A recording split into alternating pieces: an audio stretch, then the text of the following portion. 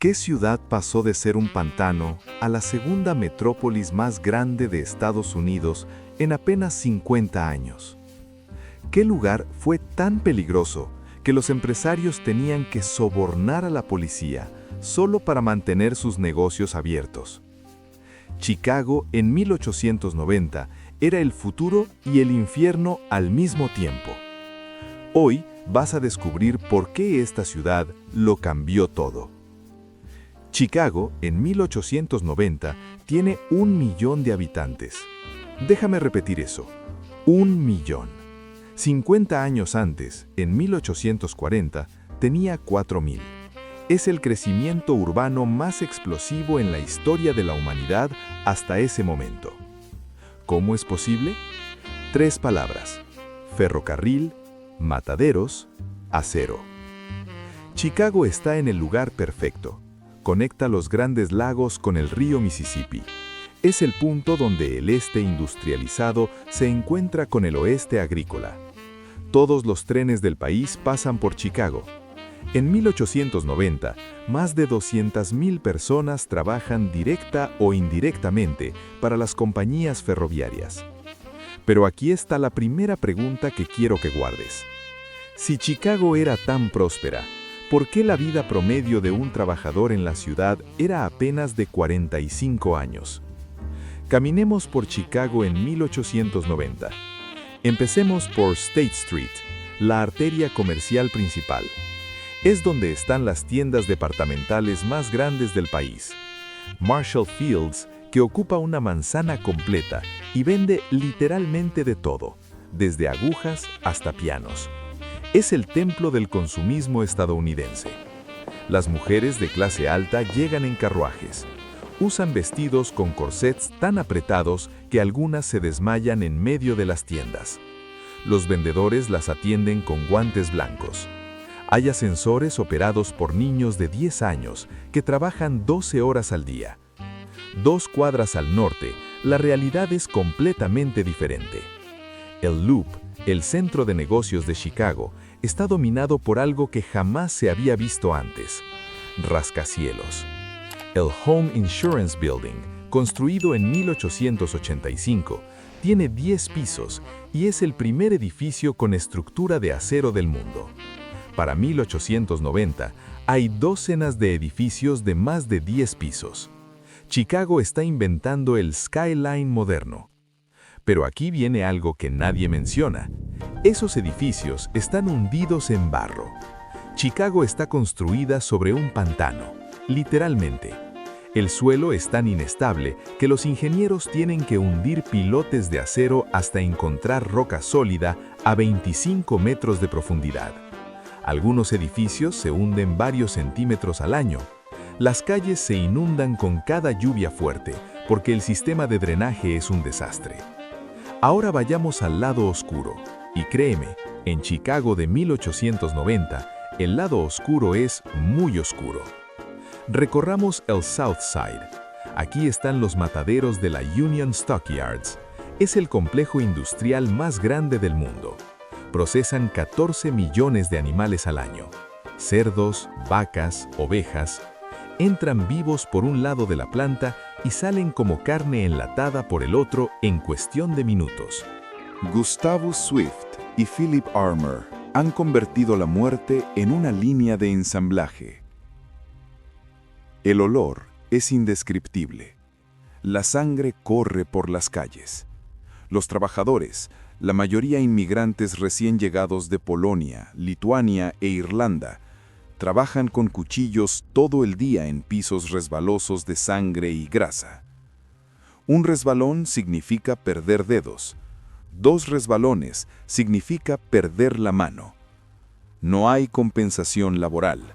Si te lesionas, te reemplazan en 1 hora. Ganan 10 centavos por hora. Viven hacinados en edificios de apartamentos llamados tenements, donde una habitación de 3 por 4 metros alberga a familias enteras. Y aquí está la segunda pregunta que vas a querer responder. ¿Por qué, si las condiciones eran tan terribles, la gente seguía llegando a Chicago? Porque Chicago también era oportunidad. En 1890, más de 3/4 partes de la población de Chicago son inmigrantes o hijos de inmigrantes. Alemanes, irlandeses, polacos, italianos, judíos de Europa del Este, escandinavos, griegos. Cada grupo tiene su propio barrio, su propia lengua, sus propias iglesias y sinagogas. Pilsen es el barrio checo. Cerca de la calle Milwaukee está la comunidad polaca más grande fuera de Varsovia. Los alemanes dominan el North Side. Los irlandeses controlan la política de la ciudad. Chicago es literalmente Babel. Se hablan más de 40 idiomas diferentes en las calles. Pero hay algo más oscuro debajo de esta diversidad: violencia étnica, discriminación sistemática y un nivel de corrupción política que hace parecer amateur cualquier cosa que hayas visto en películas.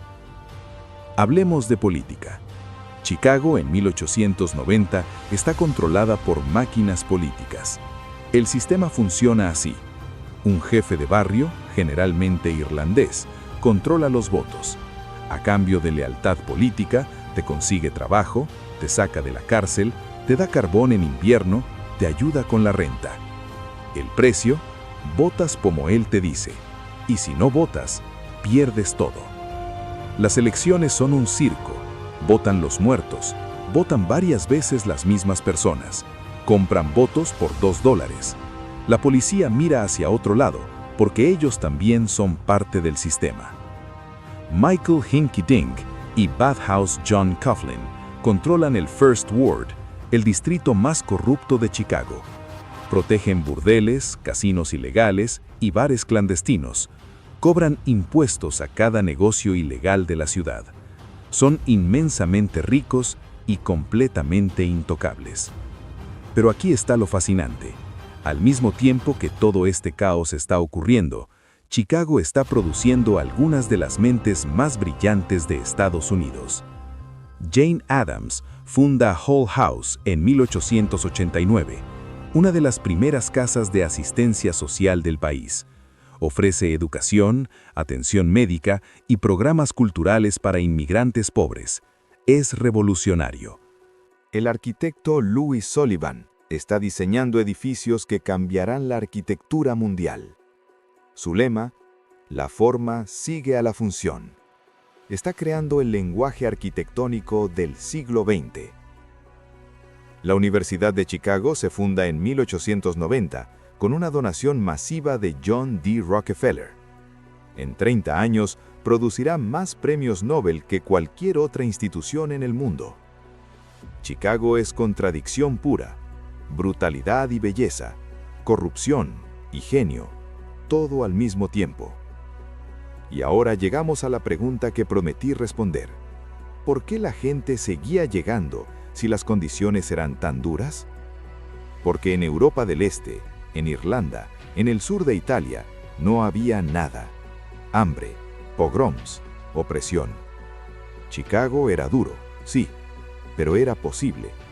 Un inmigrante polaco analfabeto podía llegar a Chicago, trabajar en los mataderos, ahorrar, comprar una pequeña tienda, educar a sus hijos, y en una generación su familia podía ser de clase media.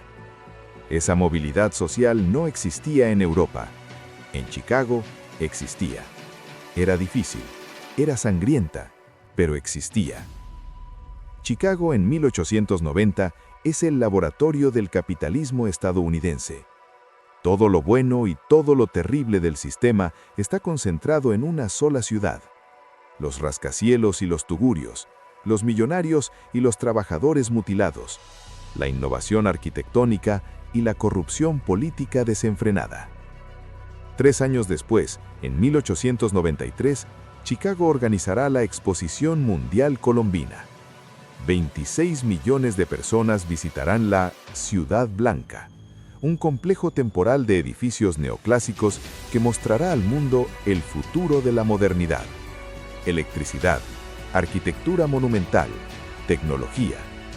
Pero justo al lado de la exposición, en los mismos barrios que vimos hoy, las familias seguirán viviendo en la miseria. Los niños seguirán trabajando en las fábricas. los mataderos seguirán funcionando 24 horas al día.